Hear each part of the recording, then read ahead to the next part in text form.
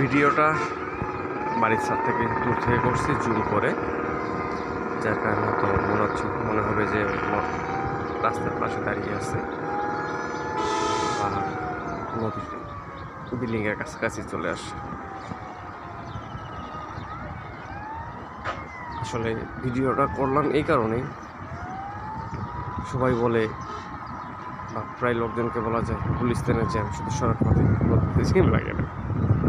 আসলে হাস্যকর হলো কথাটা সত্যি যে তুরাগ নদীতে ট্রলারদের ভাটির কারণে, জোয়ার ভাটির কারণে এই ট্রলার চলাচল বিঘ্ন দেখা দিয়েছে।